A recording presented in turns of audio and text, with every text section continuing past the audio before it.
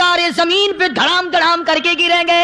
وَإِذَا الْأَرْضُ مُدَّتْ زمین بوریے کی طرح سے لپیٹ دی جائے گی.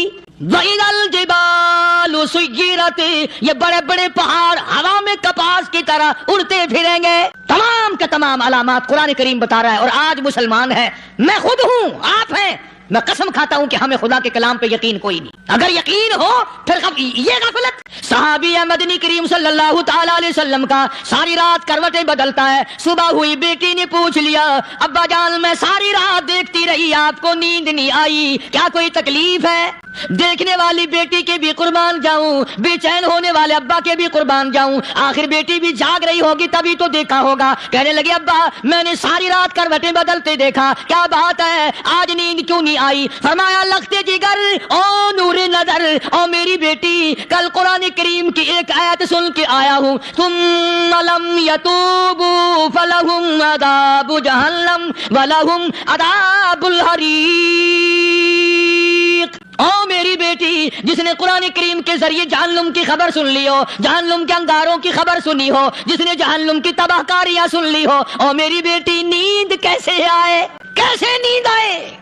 امام شافعی رحمت اللہ علیہ اتنے بڑے جلیل القدر ولی کامل ہے، وقت کے امام ہے، پرہیزگار متقی ہے، اپنی بیٹی کو فرمانے لگے لختے جگر تیری آنکھیں بگڑتی چلی جا رہی ہیں، میں دیکھتا ہوں تو ساری رات نیند نہیں کرتی، ساری رات سوتی نہیں، مصلے پہ کھڑی ہو کر قرآن پڑھتی رہتی ہے، تو کچھ نیند کر لیا کر، آنکھوں سے محتاج ہو جائے گی. عرض کرنے لگے ابا جان نیند آتی ہے، بستر پہ لیٹ جاتی ہوں، آنکھ لگنے کو ہوتی ہے، فوراً میرے دل میں خیال آتا ہے شافعی کی بیٹی تو نے تو بستر سنبھال لیا، صبح تیری نہ معلوم زمین کے اوپر ہوگی یا لاکھوں من مٹی کے نیچے ہوگی. پھر میری نیند اکھڑ جاتی ہے، پھر کھڑی ہو کر خدا کا قرآن پڑھتی ہوں. وہ ساری رات قرآن پڑھا کرتے تھے، اور بدقسمت قوم تمہیں صبح اٹھ کر قرآن کا سپارہ پڑھنے کی توفیق نہیں ہے. مسلمان پر قرآن کا دیدار نصیب نہیں، قرآن کی زیارت نصیب نہیں. گدھے کی طرح کھاتے سو گئے اور گدھے کی طرح صبح اٹھ کر کھانا پینا شروع کر دیا. تو رب کے کلام کا اتنا باغی کہ تو دیکھنا پسند نہیں کرتا. اور دنیا کی چیز اگر گھر میں نہ ہو، ٹھنڈے ٹھنڈے سانس مارتے ہیں عورتیں بھی، ہاں جی اپنی زمین کوئی نہیں نا، اپنی ہاں جی مکان اچھا اپنے پاس کوئی نہیں، فلاں چیز اپنے پاس کوئی نہیں. کبھی کسی نے ٹھنڈا سانس مارا کہ ہم 10 آدمی ہیں گھر کے، ایک آدمی بھی قرآن پڑھنے والا نہیں، ہم سارے کے سارے پتہ نہیں کیسے اکٹھے ہو رہے ہیں. اگر دل میں عظمت ہو، ڈاکٹر ہو، افسر ہو، وزیر ہو، آخر ہے تو انسان، ہے مسلمان، ہے مدنی کریم صلی اللہ علیہ وسلم کا امتی، پھر قرآن سے اتنا دور کیوں ہے؟ تو اللہ پاک جل شانہ نے فرمایا میرے بندے ہر حال میں ڈر. ہاں تیری ساری چلاکیوں کو میں جانتا ہوں، تیری ساری ہوشیاریوں کو میں اچھی طرح جانتا ہوں. فرمایا وہ دن دور نہیں، آیا وقت قیامت کا، آیا، کوئی کسی کے کام نہیں آئے گا. فرمایا ان وعد اللہ حق فلا تغرنکم الحیات الدنیا. دنیا نے پھنسا لیا، چہل پہل میں پھنس گئے، اس کے رنگ روغن میں لگ گئے، اس کی زیب و زینت میں لگ گئے. رات اسی کی سوچ ہے، دن میں اسی کا فکر ہے، اور مرنے کا کسی کو بھی فکر نہیں. قرآن کریم کے آخری سورت، آخری لقمان کے آخری آیتوں میں عجیب مضمون رکھا ہے. فرمایا ان اللہ عندہ علم الساعۃ وینزل الغیث. قیامت کا ٹھیک وقت اللہ کے سوا کوئی نہیں جانتا. کسے معلوم ہے ابھی اگلے منٹ میں کیا ہو جائے گا، سیکنڈ میں کیا ہو جائے گا. اچھا ایک بات میرے ذہن میں آئی، یہ بڑے بڑے لوگ آپ کو ملیں گے دیہاتوں میں بھی، بازاروں میں بھی، شہروں میں بھی، فلانا بزرگ غیب کی باتیں بتایا کرتا تھا، فلانا ولی یوں بتایا کرتا تھا. کبھی یہ بھی تو پوچھنا کہ اس ولی نے کبھی یہ بھی بتایا کہ میں مروں گا کب، کس دن مروں گا؟ جب اپنی موت کا پتہ نہیں تو اور کسی چیز کا کیا پتہ ہے؟ صرف اٹکل بچوں تیر لگانے والی بات ہے. ابھی چند مہینے ہوئے یہاں میرے پاس چند نوجوان آئے ملتان شہر سے اور کہنے لگے کہ 25,000 کی چوری ہو گئی ہے، بتا کدھر کون لے گیا، کدھر لے گیا. میرے پاس آئے یہاں، میں نے کہا بتا دوں گا پر آدھ دے لوں گا. کہنے لگا نہیں دیکھنا جی اتنا تو نہ کرو. اور میں نے کہا وہ سارے ہی چلے گئے یار. یقین کرو میں یہاں چارپائی میں بیٹھا ہوں دروازے کے باہر، عصر کے بعد پوری پارٹی آئی اسی شہر کی کہ 25,000 روپیہ گم ہو گیا ہے، بتا کدھر گیا ہے. سب لوگ کہتے ہیں قاری حنیف بتاتا ہے. سنو قاری حنیف بتاتا ہے، اتنا کرا دوں گا میں. جتنا میں نے انکار کیا میرے ساتھ ہوتے چلے گئے. اخیر میں نے بکواس کر دی، میں نے کہا اچھا بتاؤں گا پھر آدھ دے لوں گا. کہنے لگے نہیں. تماشا دیکھا یعنی اندازہ لگاؤ کہ ہم شہر سے سن کر آئے ہیں کہ قاری حنیف چوریاں بتاتا ہے. اللہ غنی، کس کو معلوم ہے کہ ابھی کیا ہو جائے گا؟ اللہ پاک نے کسی کو نہیں بتایا. فرمایا ان اللہ عندہ علم الساعۃ وینزل الغیث. قیامت کا ٹھیک وقت کسی کو معلوم نہیں، بارش کا کوئی پتہ نہیں کب ہوگی، کتنی ہوگی. تم ابھی کہہ رہے ہوگے کہ جی محکمہ موسمیات والوں کو پتہ چلتا ہے. ان 3 مہینے میں یہ محکمہ موسمیات والے کئی دفعہ کہہ چکے ہیں کہ بندہ باندی ہوگی مگر کچھ بھی نہیں ہوا, بلکہ جتنے یہ زیادہ بتلاوے نا اتنا ہی موسم خراب ہوتا چلا جاوے. پچھلے سال انہوں نے روئی کی گانٹھوں کی گنتی بتائی کہ اتنی کپاس پیدا ہوگی ملک میں, اتنی روئی کی گانٹھ بنے گی, اتنی باہر بھیجیں گے اور اتنی اپنے گھر رکھیں گے. ذرا پوچھو تو صحیح ذمہ داروں سے سر کھجاتے پھریں کہ کھاد کے پیسے بھی واپس نہیں ہوئے. بھلے کسی کو کیا پتا کہ ابھی کیا تھا اور ابھی کیا ہو جائے گا, کل کیا ہوگا, پرسوں کیا, ایک اللہ کی ذات جانتی ہے. فرمایا وَيُنَزِّلُ الْغَيْثَ, کوئی نہیں جانتا بارش کب ہوگی, کتنی ہوگی, کہاں تک ہوگی, کس قدر ہوگی, کس طرف میں ہوگی, کہاں نہیں ہوگی. وَيَعْلَمُ مَا فِي الْأَرْحَامِ, کوئی نہیں جانتا عورت کے پیٹ میں کیا ہے, لڑکا ہے کہ لڑکی. باپ کو پتا نہیں, ماں کو پتا نہیں, دادی کو پتا نہیں, نانی کو پتا نہیں. یوں کہ کسی کو پتا ہو یا نہ ہو, حضرت صاحب کو پتا لگ جاتا ہے. حضرت صاحب کو کیوں, حضرت صاحب ٹھیک دے اندر بڑھنا ہوتا ہے. تماشا دیکھ, کوئی کسی کو پتا نہیں چلتا, اور خدا نے اپنی خدائی کسی کو تقسیم کر کے دینی نہیں. لم یلد ولم یولد, نہ میرے ماں باپ, نہ میں کسی کا باپ, نہ میری اولاد, نہ میں کسی کی اولاد.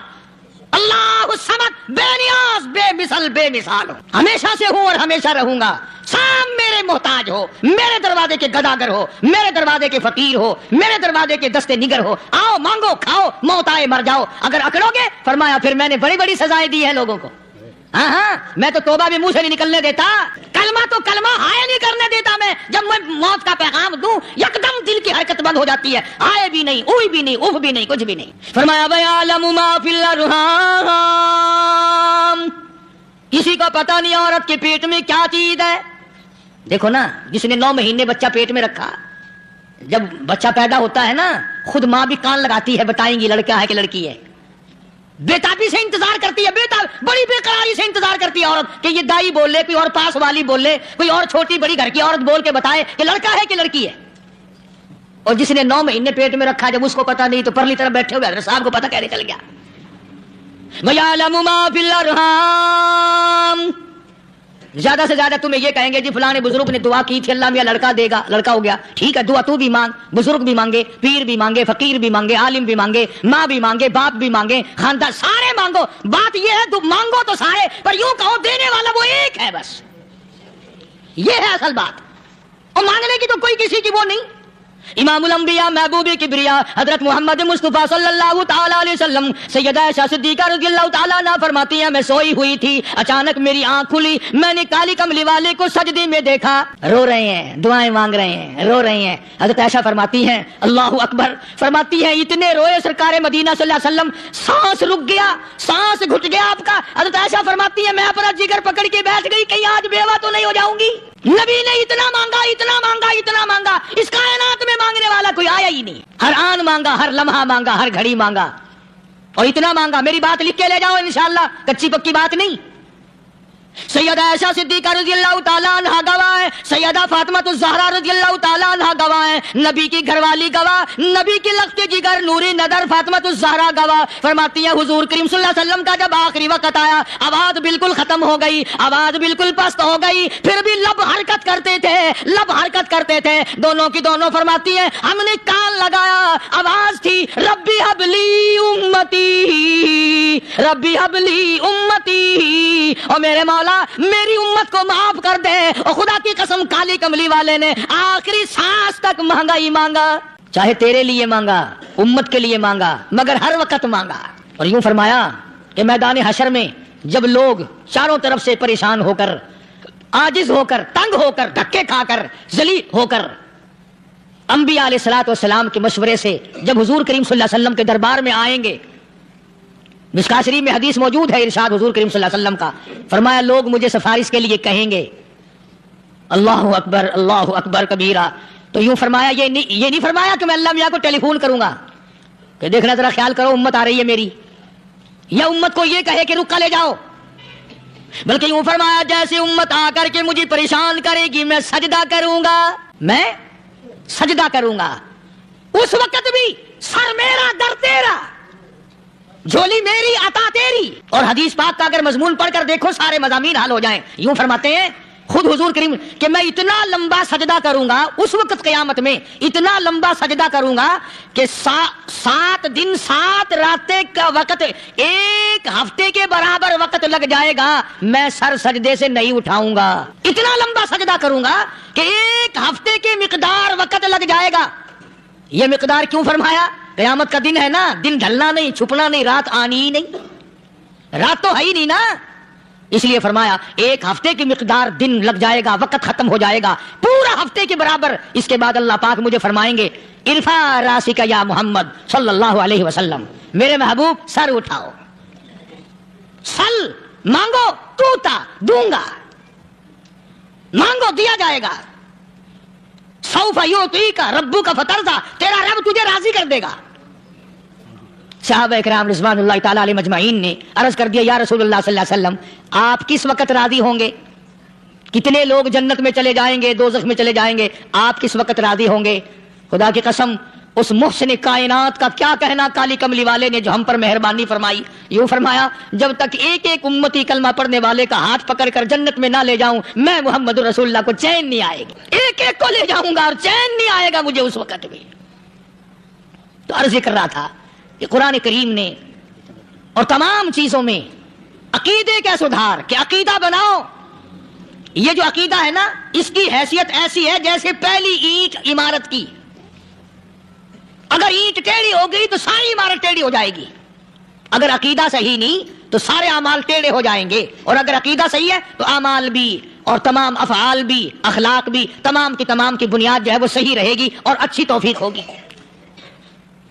یہ عربی کلمہ ہے، آپ اور میں اگر کلمے کا معنی سمجھ لیں پھر بھی بات بنتی ہے، یہی تو معنی لا الہ الا اللہ، کوئی نہیں بگڑی بنانے والا، کوئی نہیں حاجت روا، کوئی نہیں مشکل کشا، کوئی نہیں تیرا ہاتھ پکڑنے والا، کوئی نہیں مجھے اور آپ کو اولاد دینے والا، کوئی نہیں بیوی بچے دینے والا، کوئی نہیں یہ ہر روز روٹی کھلانے پانی پلانے والا اس کے سوا کوئی نہیں، الا اللہ ایک اللہ کی ذات ہے۔ اور فرمایا کہ یہ بتایا کس نے کہ یہ سب کچھ کرنے والا کون ہے؟ محمد الرسول اللہ صلی اللہ علیہ وسلم، کہ ہمارے آقا اور مولا حضرت محمد الرسول اللہ صلی اللہ علیہ وسلم نے بتایا۔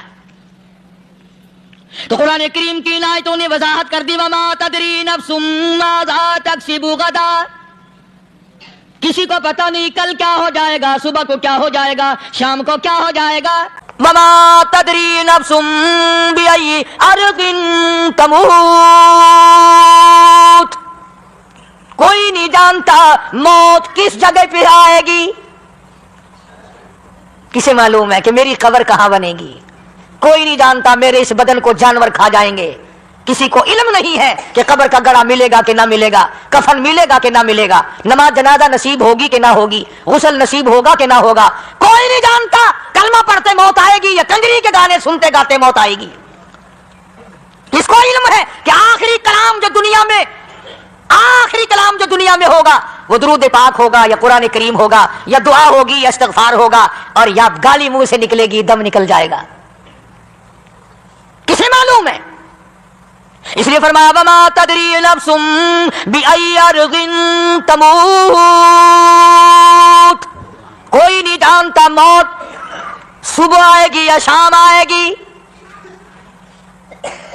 بیوی بچوں کے سامنے آئے گی یا اسپتال میں، کوئی پاس ہوگا بھی یا کہ نہیں جس وقت موت آئے گی، کسے معلوم؟ سجدے میں آئے گی یا کنجری کی گود میں آئے گی، کیا پتا؟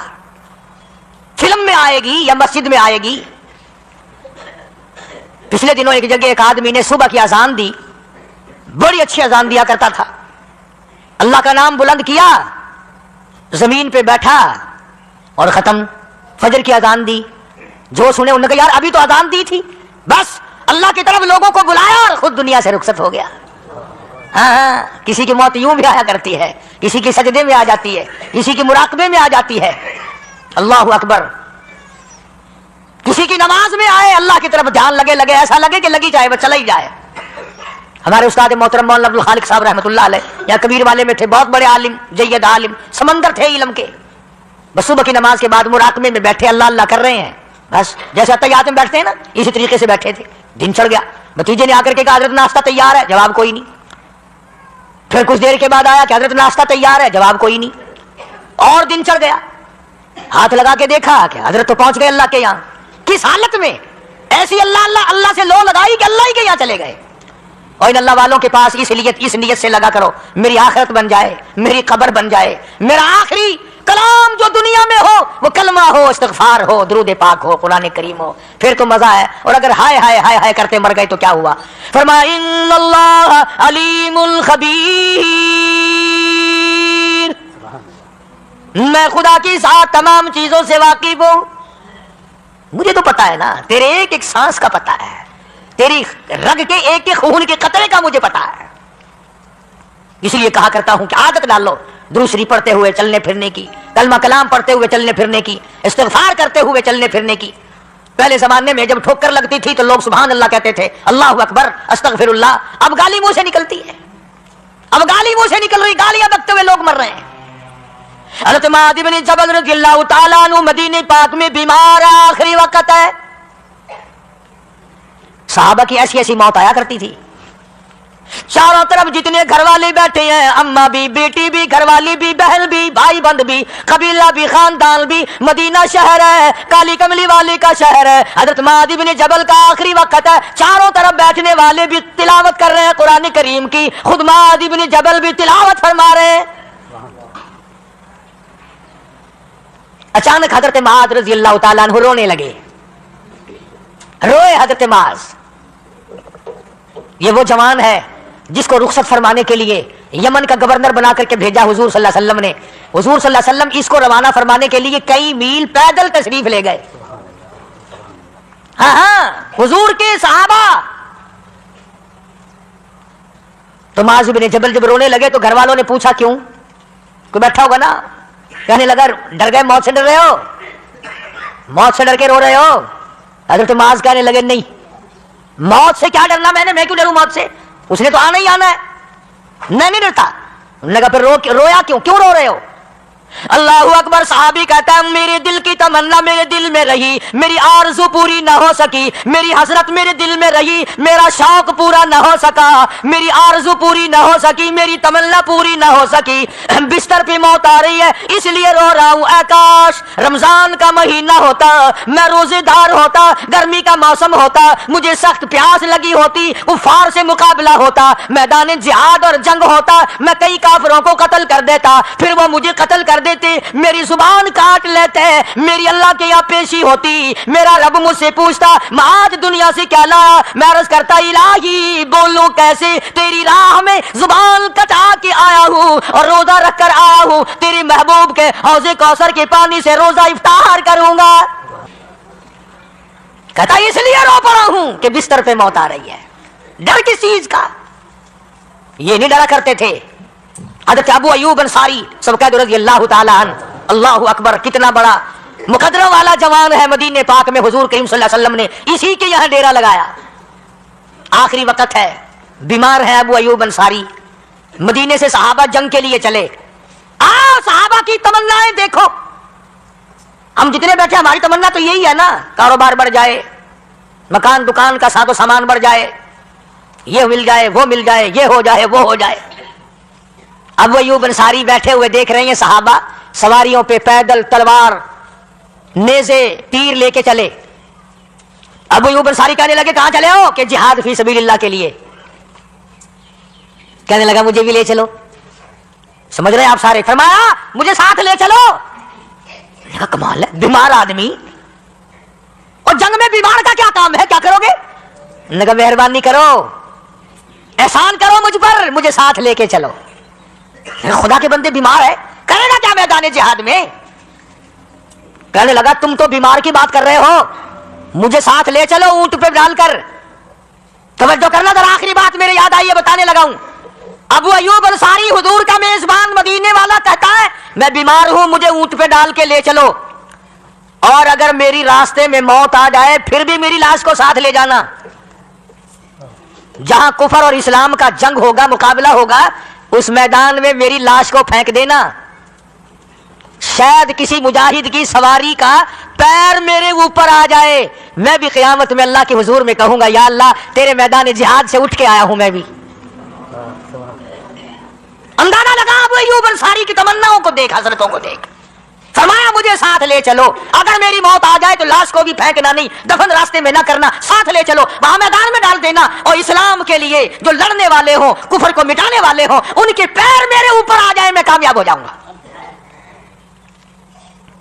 ایک تم ہو جو مسجد میں جھاڑو دینے سے بھی آر کرتے ہو, صف بچھانے میں بھی تمہیں شرم آتی ہے, صف اکٹھا کرنے میں بھی تمہیں شرم آتی ہے, ادھر ادھر کوئی چیز کرنے میں تمہیں کیا معلوم ہے جس وقت قیامت کا دن ان شاہی درباروں کے خادموں کو انعام ملے گا نا, پھر ٹکرے مارو گے, او ہو لو بھائی کمال ہو گیا, ہم تو یوں ہی رہ گئے. آج توفیق نہیں رہی, اللہ سے مانگ, سوتے بھی مانگ, جاگتے بھی مانگ, ہر وقت مانگ, وہی تیری میری جھولی بھرے گا, اسی کی عطا اور بندہ نوازی سے ہم سب کا کام چلے گا. فرمایا ان اللہ علیم الخبیر, میں تمہاری ضروریات کو بھی جانتا ہوں, ہر چیز کا مجھے پتا ہے. اللہ مجھے اور آپ کو عمل کی توفیق عطا فرمائے. اللہ پاک اپنے فضل و کرم سے ہم سب کو اپنے بندے بنا لے, عقائد اور اعمال کی درستی فرما دے, مرتے وقت ایمان کی دولت عطا فرمائے. وآخر دعوانا الحمدللہ رب العالمین.